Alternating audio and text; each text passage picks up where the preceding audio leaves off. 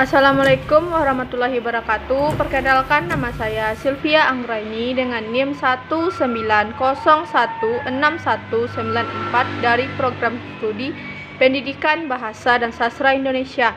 Pada kali ini saya akan menjelaskan bagian dari materi perkuliahan pada pertemuan ke-7, yaitu mata kuliah Perencanaan Pembelajaran Bahasa Indonesia yang diampu oleh Ibu Dr. Randa Ermawati Arif MPD.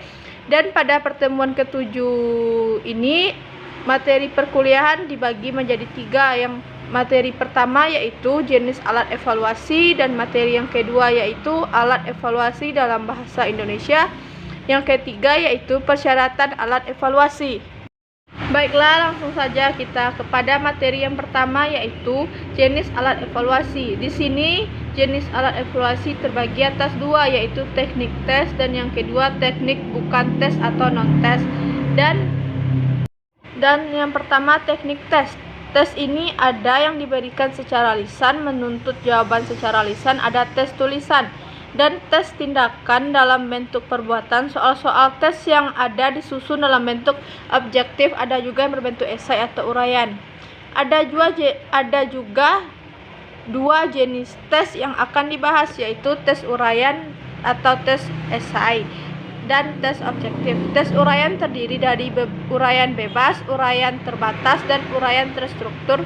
Sedangkan tes objektif terdiri dari beberapa bentuk, yaitu bentuk pilihan benar salah, pilihan berganda dengan berbagai variasinya, menjodohkan, dan isian pendek atau melengkapi. Yang A yaitu tes uraian atau tes subjektif, yaitu pernyataan yang menuntut siswa menjawabnya dalam bentuk menguraikan, menjelaskan, mendiskusikan, dan membandingkan atau memberikan alasan sejenis sesuai dengan tuntutan pertanyaan yang menggunakan kata-kata dan bahasa sendiri. Bentuk dari tes uraian ini yaitu yang pertama tes uraian bebas, tes uraian terbatas, tes uraian terstruktur. Dan kebaikan dari tes uraian yang pertama yaitu mudah disiapkan dan disusun. Yang kedua, tidak banyak memberikan kesempatan untuk berspekulasi atau menduga-duga. Yang ketiga, mendorong siswa untuk berani mengemukakan pendapat serta menyusun dalam bentuk kalimat yang bagus. Yang keempat, memberikan kesempatan kepada siswa untuk mengutarakan maksudnya dengan gaya bahasa dan caranya sendiri. Yang kelima, dapat diketahui sejauh mana siswa mendalami suatu masalah yang diteskan. Namun, tes uraian juga memiliki kelemahan. Yang pertama yaitu kadar fasilitas dan reliabilitas rendah karena sukar diketahui segi-segi mana dari pengetahuan siswa yang betul-betul dikuasai. Yang kedua, kurang mewakili seluruh bahan pelajaran karena soalnya hanya seberapa saja. Cara memeriksanya banyak dipengaruhi oleh unsur subjektif dan yang terakhir, pemeriksaannya lebih sulit sebab membutuhkan pertimbangan individual lebih banyak daripada penilai. Yang kedua, tes objektif adalah tes yang dalam pemeriksaannya dapat dilakukan secara objektif. Dalam penggunaan tes objektif, jumlah soal yang diajukan jauh lebih banyak daripada tes esai.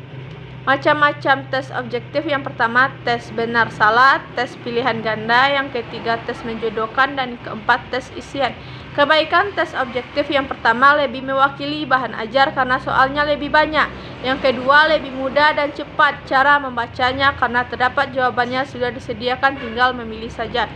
Sedangkan kelemahan tes objektif yaitu banyak kesempatan untuk main hitung-hitungan, kerjasama antar siswa pada waktu mengajar soal lebih terbuka.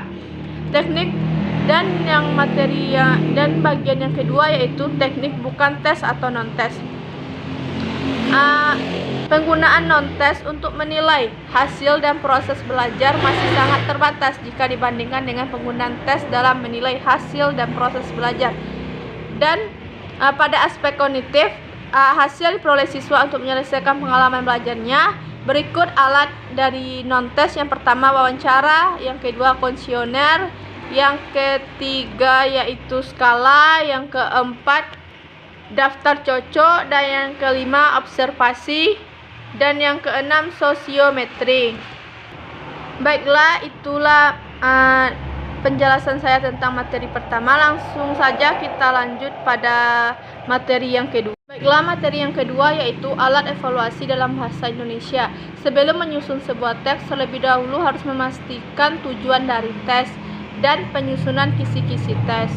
Tujuan tes dapat dipakai untuk mengetahui penguasaan peserta didik dalam pokok bahasan dan subpokok bahasan tertentu setelah materi yang diajarkan. Dan penyusunan kisi-kisi tes harus dibuat sebelum seseorang membuat atau menyusun tes. Kisi-kisi tes merupakan rambu-rambu, ruang lingkup, dan isi soal yang akan diujikan. Baiklah, yang pertama yaitu soal kompetensi kebahasaan. Menurut Damayanti tahun 2007 halaman 9, tes yang menyangkut kompetensi kebahasaan secara garis besar dapat dikelompokkan menjadi teks struktur dan kosakata. Sasaran tes ini meliputi pemahaman dan penggunaan pembentukan kata, frasa, dan kalimat. Dan yang kedua yaitu soal menyimak. Tes menyimak diselenggarakan dengan mendengarkan wacana lisan sebagai bahan tes disertai dengan tugas yang harus dilakukan dengan menjawab pertanyaan. Dan yang ketiga yaitu soal berbicara. Tes kemampuan berbicara menuntut siswa menunjukkan kemampuan dan penguasaan terhadap beberapa aspek dan kaidah penggunaan bahasa yang diungkapkan secara lisan. Dan yang keempat yaitu soal membaca. Tes membaca dilaksanakan dalam bentuk tes esai dengan pertanyaan yang dapat dijawab dengan jawaban panjang dan lengkap. Selain itu, tes membaca dapat pula disajikan dengan soal objektif seperti pilihan ganda, melengkapi, menjodohkan, dan bentuk gabungan. Dan soal ketiga yaitu soal menulis. Tes menulis dapat berupa menulis bebas atau menulis berdasarkan rambu-rambu tertentu. Namun sebaiknya untuk memudahkan siswa mengerjakan dan guru-guru memeriksanya, bentuk menulis apapun sebaiknya ada rambu-rambu sebagai petunjuknya. Dan yang terakhir yaitu tes kesusastraan. Tes kesusastraan berupa pengetahuan tentang sastra dan kemampuan apresiasi sastra. Menurut Damayanti tahun 2007 halaman 11, tes kesastraan sebaiknya diprioritaskan pada kemampuan apresiasi sastra yang meliputi hal-hal berikut ini. Yang pertama, soal kesastraan tingkat informasi. Yang kedua, soal kesastraan tingkat konsep.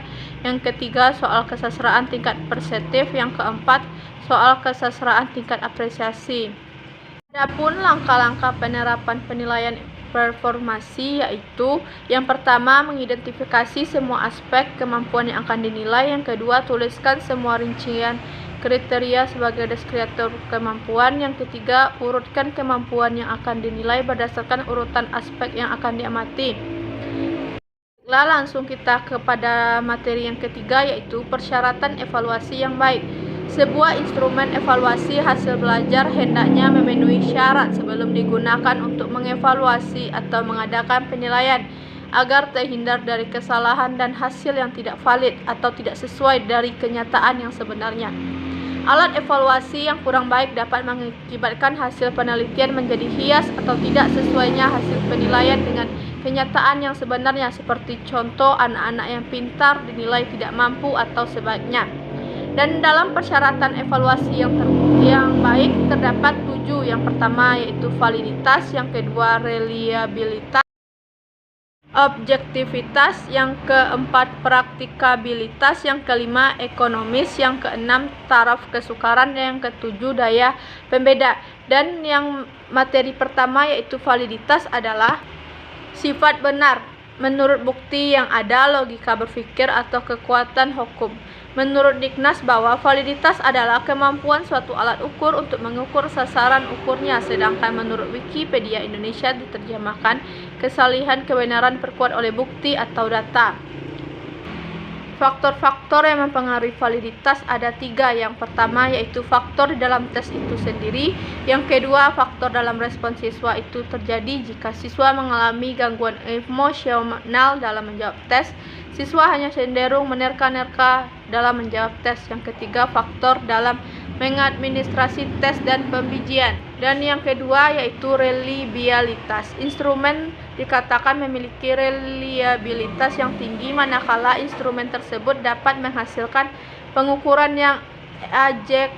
Ketetapan di sini tidak diartikan selalu sama, tetapi mengikuti perubahan. Jika keadaan seseorang di UPI berada lebih rendah dibandingkan orang lain, misalnya si Badu, maka jika dilakukan pengukuran ulang, hasilnya si UPI juga benda lebih rendah di hadapan Badu.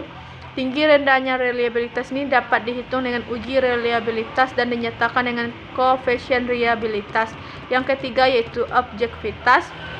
Instrumen evaluasi hendaknya terhindar dari pengaruh-pengaruh subjektivitas pribadi dari si evaluator dalam menetapkan hasil. Dalam menekan pengaruh subjektivitas yang tidak bisa dihindari, hendaknya evaluasi dilakukan mengacu kepada pedoman, terutama menyangkut masalah kontinuitas dan komprehensif. Evaluasi harus dilakukan secara kontinu atau terus-menerus.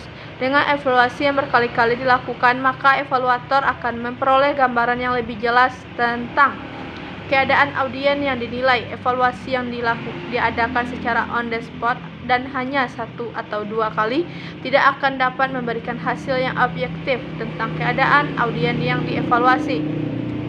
Yang keempat yaitu praktikabilitas. Sebuah instrumen evaluasi dikatakan memiliki praktikabilitas yang tinggi apabila bersifat praktis, mudah mengaplikasikan dan memiliki ciri-ciri mudah dilaksanakan, tidak menuntut peralatan yang banyak, dan memberi kebebasan kepada audien mengerjakan yang dianggap mudah terlebih dahulu. Mudah pemeriksaannya artinya dilengkapi pedoman scoring, kunci jawaban dilengkapi petunjuk yang jelas sehingga dapat dilaksanakan oleh orang lain. Yang kelima, ekonomis. Pelaksanaan evaluasi menggunakan instrumen tersebut tidak membutuhkan biaya mahal, tenaga, dan banyak waktu yang lama. Yang keenam yaitu taraf kesukaran. Instrumen yang baik terdiri dari butir-butir instrumen yang tidak terlalu mudah dan tidak terlalu sukar. Butir soal yang terlalu mudah tidak mampu merangsang audien mempertinggi usaha memecahkan. Sebaliknya, kalau selalu sukar membuat audien putus asa dan tidak memiliki semangat untuk mencoba lagi karena di luar jangkauannya. Di dalam istilah evaluasi, indeks kesukaran ini diberi simbol P yang dinyatakan proporsi. Dan yang terakhir yaitu daya pembeda. Daya pembeda sebuah instrumen adalah kemampuan instrumen tersebut membedakan antara audien yang pandai dengan audien yang tidak pandai. Indeks daya pembeda ini disingkat dengan D yang dinyatakan dengan indeks diskriminasi. Sependapat dengan syarat-syarat di atas, maka Soekardi pada tahun 2008 pada halaman 8 mengemukakan bahwa suatu evaluasi memenuhi syarat-syarat sebelum ditetapkan kepada siswa dan kemudian dirilekskan dalam bentuk tingkah laku. Evaluasi yang baik harus mempunyai syarat-syarat berikut. Yang pertama, 1. Valid. Yang kedua, andal. Yang ketiga, objektif. Yang keempat, seimbang. Yang kelima, membedakan. Yang keenam, norma. Yang ketujuh, fair. Dan yang kedelapan, praktis. Sedangkan menurut Daryanto pada tahun 1997 pada halaman 19 sampai halaman 28 membagi syarat-syarat evaluasi menjadi 5 bagian, diantaranya yang pertama keterpaduan, yang kedua koherensi, yang ketiga pedagogis, yang keempat akuntabilitas. Baiklah, itulah penjelasan saya mengenai alat evaluasi dalam pembelajaran bahasa Indonesia. Jika ada salah dan janggal, saya mohon maaf. Saya tutup dengan wabillahi taufiq wa hidayah. Wassalamualaikum warahmatullahi wabarakatuh.